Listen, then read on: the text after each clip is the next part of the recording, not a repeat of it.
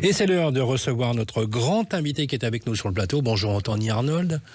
Bonjour Sylvain. Merci d'avoir fait le déplacement. Avec plaisir. En ce week-end un peu ensoleillé, ou peut-être même plutôt en demi-teinte, vous êtes directeur du développement du Tinder de l'immobilier. On peut le dire comme ça ou pas?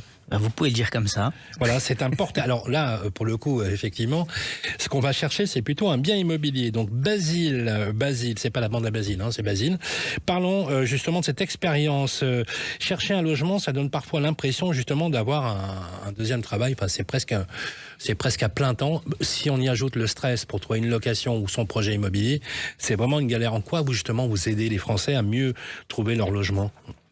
Justement, en répondant à ces problèmes, comme vous l'avez dit, c'est toujours compliqué, c'est fastidieux, ça prend du temps. Et justement, l'idée de départ de Basile, justement, c'était de répondre à ces questions. C'est-à-dire, comment est-ce qu'on fait aujourd'hui pour rendre ça plus ludique, plus simple, plus fluide?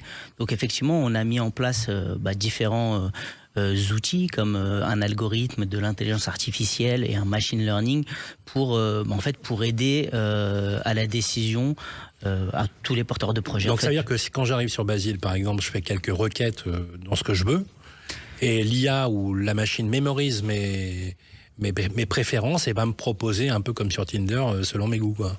C'est à peu près ça. C'est est-ce que je swipe à gauche, swipe à droite, pareil ou... C'est exactement le cas. Après, c'est en fonction effectivement des besoins et des envies de chacun. L'exemple que j'aime donner, c'est que si on était, on est plusieurs autour de la table et qu'on cherchait tous un 100 mètres carrés de 4 pièces, effectivement, on a différentes affinités. Même si on cherchait au même endroit la même surface, en fait, on aurait une recommandation en fonction de nos affinités. Donc effectivement, on rentre les critères de base, on va dire somme toute classique, 100 mètres carrés de 4 pièces. Par contre, par exemple, vous Sylvain, vous aimez la verdure et que moi j'aime quand c'est plus, on va dire, un peu plus on va dire plus simple et plus strict, on va dire. Et en fait, on aura un 100 mètres carrés de 4 pièces, mais avec nos différentes affinités personnelles. Et en fait, c'est là où on va faire gagner du temps. Au lieu de simplement d'être dans la diffusion pure et simple, classique, de vous montrer un maximum d'annonces qui correspondent aux critères de 100 mètres carrés de 4 pièces, effectivement, on va vous présenter ce qui vous correspond à vous. Et quand on est tous pareils, quand on recherche quelque chose, on veut quelque chose qui nous parle à nous. Bien sûr. Alors justement, les Français ont accès à des milliers, voire des millions d'annonces, mais souvent on a ce sentiment justement de perdre du temps. C'est quoi la principale frustration des acheteurs ou des locataires aujourd'hui, si on devait dire? Parce que parfois, effectivement, alors en location, c'est clair, il y a plus rien à louer, donc c'est vraiment le parcours du combattant. Mais voilà, si je devais vous poser la question comme ça, qu'est-ce que vous diriez? Malheureusement, on le voit déjà avec la hausse des taux, c'est la hausse des prix.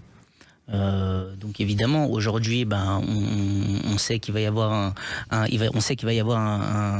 recul des demandes. Donc déjà au niveau des locations c'était déjà de plus en plus compliqué, mais là forcément effectivement les gens vont reporter leur projet d'acquisition. Plus vont basculer sur de la location et le critère principal aujourd'hui c'est le cadre de vie, mais toujours confronté à la réalité. Alors justement, est-ce que ces Français qui viennent sur votre site, est-ce qu'ils savent réellement ce qu'ils cherchent lorsqu'ils démarrent leur projet, lorsqu'ils y pensent? Je pense que dans l'immobilier, on a une idée de ce qu'on veut, et en fait après c'est ce qu'on voit qui nous donne soit des idées, soit des choses auxquelles on n'aurait peut-être pas pensé. Et ce qui fait qu'on affine de la même façon que Basile, c'est qu'en fait en utilisant on va affiner notre recherche. Un coup de cœur, on sait très bien, c'est émotionnel, et un bien qui peut nous intéresser sur le papier, quand on le voit en vrai on dit ah non en fait c'est pas ce que je pensais. Bien sûr. Donc en fait voilà. Oui, il faut se projeter, et puis comme dirait Bérénice, il faut visiter le bien parfois à plusieurs périodes de la journée, parce que ça effectivement c'est le piège quand vous allez à la pause. Non mais c'est vrai, entre le déjeuner et le dîner, il vaut mieux visiter. Quels sont les critères, justement, pour terminer cette première partie de l'interview, parce que vous restez avec nous sur le plateau, justement les prix, je suppose, la surface, premier critère des Français? Le prix, c'est un point très important. Après, on sait que depuis, on va dire, l'ère post-Covid, il y a le cadre de vie, les temps de trajet. Les écoles, oui. Quand je parle du cadre de vie et du temps de trajet, c'est un petit peu tout ça. C'est-à-dire, où est-ce que je mets mes enfants à l'école, où est-ce que je vais aller faire mes courses, et la maison et le travail. Donc, c'est un petit peu tout ça, et toujours après relié avec le bon prix, que ce soit la transaction ou de la location. Concrètement, qu'est-ce qu'elle peut apporter justement l'intelligence artificielle à celui, très concrètement et très basiquement, à celui qui cherche un logement ou celle qui cherche un logement?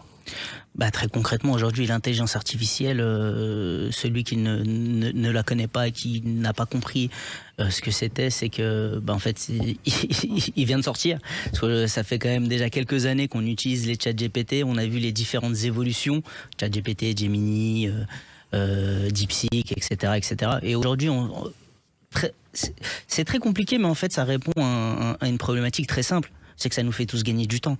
Aujourd'hui, que ce soit trier les emails, etc., etc. C'est vrai que vous êtes très nombreux à nous le dire, effectivement. Ce sont des outils. Des tâches sans valeur, finalement, sont assumées par l'IA. C'est exactement ça. Et aujourd'hui, nous, ce qu'on fait, en tout cas pour l'IA, c'est que notre objectif, c'est de le mettre au service de la recherche immobilière. Donc, avec différents éléments. Et dans l'objectif, c'est encore de faire gagner du temps. Donc la première question que vous aviez posée, c'est-à-dire qu'en gros, comment tous ces outils en fait permettent de faire gagner du temps, de faciliter la vie de toutes les personnes qui cherchent un bien. Faites-nous rêver ou faites-nous flipper, ça dépend. Peut-on imaginer demain une recherche immobilière, par exemple, où on va discuter avec un assistant? Je prends un exemple. Je suis devant mon écran et je lui dis, voilà, est-ce que l'IA va comprendre mes objets très personnels? Par exemple, j'aimerais bien un quartier vivant où il y a des bars, des restos, des loisirs. Ou tout simplement, je voudrais être proche de mes parents qui habitent à telle adresse. Est-ce que je peux converser avec celui qui est en face de moi? Est-ce que je serai toujours obligé de saisir des requêtes à la main? Évidemment que c'est quelque chose qui arrive. Ça l'est déjà avec ChatGPT, etc. Mais encore une fois, dans ce métier, dans ce domaine qu'est l'immobilier, il y a quand même un facteur qu'il faut pas oublier, c'est le facteur humain. Parce que vous avez beau avoir l'IA que vous voulez, l'outil le plus parfait, à un moment donné, vous êtes obligé de vous déplacer pour aller visiter. Même avec des visites 360, 3D, tout ce qu'on veut, à un moment donné, c'est l'endroit de vie. Et la plupart du temps, toutes les personnes qui recherchent, c'est souvent des projets de vie. C'est très peu des personnes qui font de l'investissement, qui achètent sur papier. Donc effectivement, ça arrive, c'est déjà le cas, etc. Mais ça ne remplacera jamais... Est-ce que cette technologie, par exemple, pourrait éviter qu'on aille sur des visites qui seraient inutiles? Parce que souvent, on visite plusieurs biens avant de trouver celui qui convient. Est-ce que là, par exemple, on réduirait le champ, les tâches chronophages de se déplacer parfois pour rien? En fait, merci pour la question. C'est déjà le cas chez Basile. Pour le coup, parce que l'objectif, c'est pas, comme je vous l'ai expliqué, c'est pas de la simple diffusion sur Basile. Le but étant de proposer le bien qui vous correspond à vous. Ce qui fait que de facto, si je vous propose pas simplement tous les 100 mètres carrés de 4 pièces, pour reprendre l'exemple que j'ai cité précédemment, c'est de vous proposer les biens qui vous correspondent à vous. Donc déjà, de facto, on fait un tri sur le bien qui vous correspond et tous les biens qui pourraient correspondre sur le papier. Donc oui, effectivement, mais ça ne remplacera jamais la visite parce que quand on achète, c'est un coup de cœur. C'est comme on l'a dit, c'est de l'émotionnel. Et ce sont des engagements de vie. Donc c'est la crainte que l'IA remplace, non, ça c'est pas possible. Par contre, souvent les professionnels pourraient se poser la question, est-ce que l'IA pourrait aller, si on devait extrapoler, remplacer les professionnels de l'immobilier? Est-ce que vous y croyez à ça ou... Je n'y crois pas, non. Personnellement, non. Pour quelle raison? Tout simplement parce qu'on aura toujours besoin de rapport tactile avec l'agent. Alors tactile, voilà. je ne sais pas, mais à un moment donné, tactile, c'est dans le sens émotionnel. À un moment donné, je dois visiter et alors certainement il va y avoir de nouvelles choses qui vont arriver, de nouvelles façons de s'organiser. On le voit très bien avec tous les professionnels de l'immobilier qui créent de nouvelles formules, les réseaux de mandataires, les réseaux d'agences, etc., etc. On le voit très bien, mais il y aura toujours ce besoin d'être accompagné sur différents éléments parce que aujourd'hui, nous, on parle plus de l'immobilier, donc on est au courant de tous ces éléments-là.